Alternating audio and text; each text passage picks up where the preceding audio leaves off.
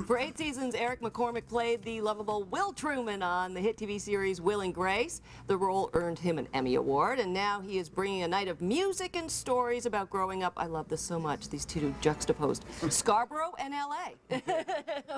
to the stage with the concert I Never Gave. And Eric joins us now. Good morning. Good morning. We were just discovering that we share the same alma mater. Right. Ryerson, here in Toronto. I graduated '85. From theater? From theater. You graduated RTA. RTA, Radio and Television Arts, in As did my 92. dad in '52. Did he work in the business? Crazy. He did not. He never went into it. But I found it later. This is after I'd been going to Ryerson. He never mentioned this. We had a teacher in common. Really? Jack McAllister had taught my father speech in '52 and me in '82. Did the teacher ever make the correlation? No, not until I brought it up. Not until you brought it up?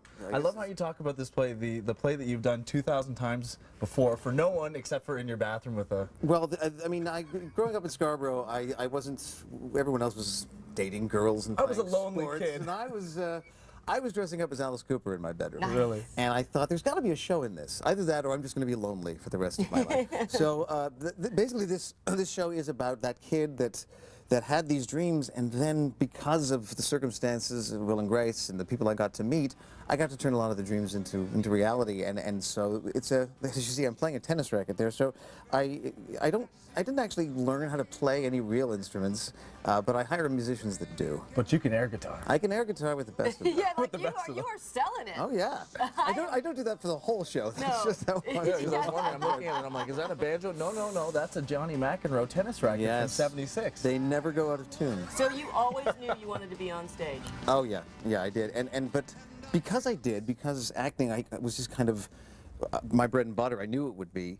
Rock and roll remained the fantasy. So this show is very much a kind of fantasy. Why is that? And that's, I've interviewed a lot of actors before, and they say, you know, actors want to be musicians, and musicians want to be actors. Right. Well, the grass is always greener, and I think it was just there was a theatrical quality to all the bands I loved. Right. You know, I loved Queen and Alice Cooper and the Who, and so they were always mixed. They were always kind Especially of, it was growing an up in unholy the alliance. 80s when it was that performance on stage. I mean, you watched Queen and it was a... 70s. I'm old enough to be a father. But yes, exactly. No, but particularly actually in the 70s, that mid-70s period, everything was, between Bowie and everything else, was so theatrical.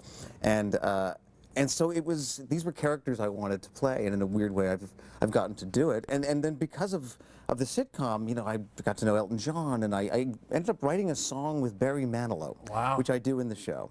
Which was, it was crazy. So for a kid from Scarborough, that's kind of crazy. My friend. It's kind of crazy.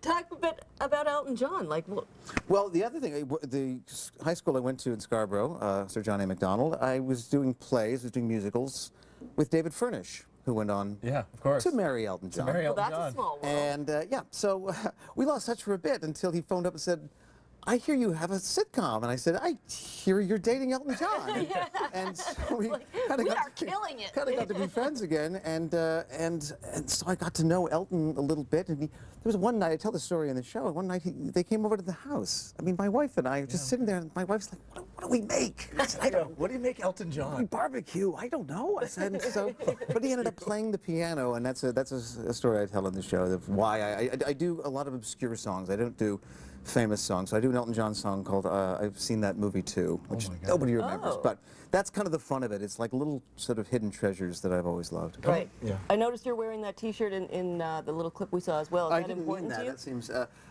When I sort of created the show, I did it in LA a couple of years ago for Stand Up to Cancer, because I always wanted to.